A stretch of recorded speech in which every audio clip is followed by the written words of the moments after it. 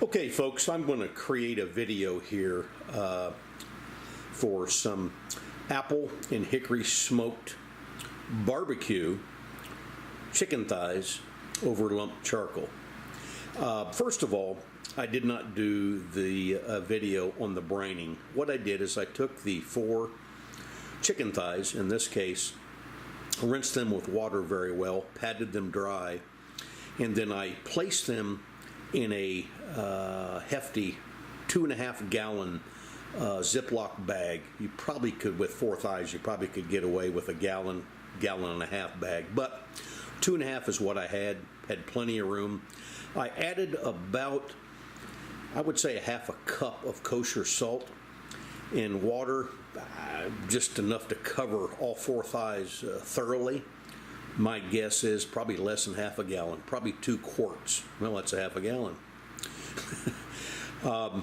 So I did that, and then I put it in the refrigerator and let them sit 2 or 3 hours. You don't need any more than 3 hours for 4 thighs.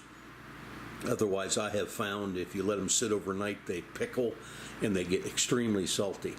So 2 to 3 hours, brining those, like I said, in a bag, shake it up, make sure the salt's dissolved well.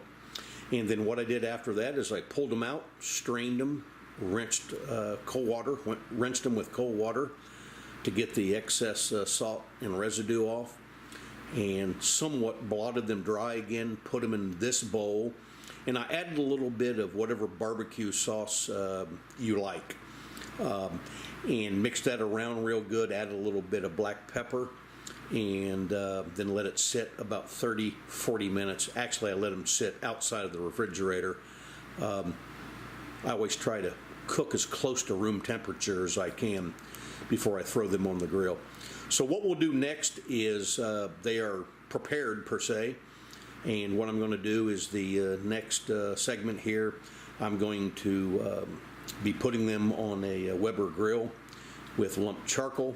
We're going to cook them somewhat indirect heat. They do have the skin on, so we're going to be a little crafty on how we do these. We'll start them out on indirect heat and let them smoke real good before we start basting with barbecue sauce. That's very important. So I'll see you on the next segment, and meanwhile I'll have to go get the grill ready. Be back soon. Okay guys, what I did is I just added the chicken to the grill off to the right side of the coals for indirect heat, and now I'm going to add some wood chips on the left side where that open grate is, close it down and put the lid back on and give that chicken time to smoke. Okay, be right back. Okay, I've added the chips and you see it starting to smoke. Now I'm going to put the lid on and close the grate, or it is closed, and go from there. Be back in a minute. Okay folks, one thing I just did, I just flipped these on the other side, and if I didn't mention, when you first put them on the grill, make sure it's fat side or skin side up. And again, I just flipped them, and I'm going to baste them with barbecue sauce now.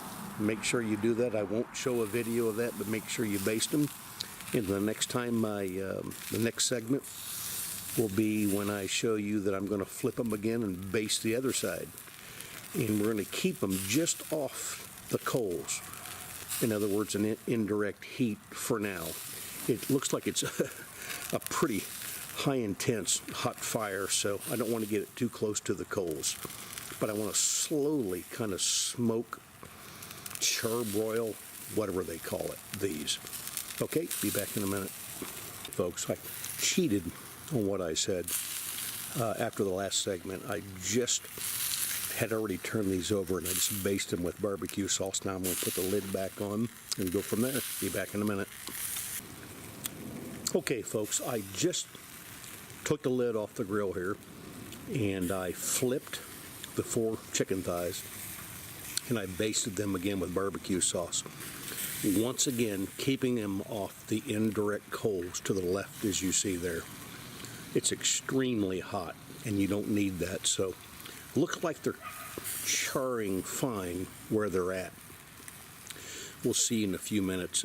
My guess is they're getting close to being done already. So this definitely is kind of a, I call it a chuck and jive movement exercise in grilling. If I need to get a little more char, I'll put it closer to the left of the coals. If not, I'm going to leave them where they're at, put the dome or the hood back on, and let them cook. To a certain extent, we're par grilling and smoking these. But that's the great advantage of this, because they turn out absolutely squirtin' juicy, all said and done, and cooked thoroughly. Okay, be back in a minute. I'm going to go ahead and put the lid back on, and I'll be back in a minute. Thanks. Okay, folks, here we are about 3 to 5 minutes from the last segment, and I'm going to go ahead and leave the lid off because we're no longer smoking. We're just trying to finish these off, and I tell you, they're awfully close. Again, one of the worst things you can do with chicken and fish is to overcook it. We know you got to be safe with it, but generally speaking, between chicken, fish, and pork, it's generally overcooked. So anyways, I'll be back in a minute with probably the final segment. Thanks.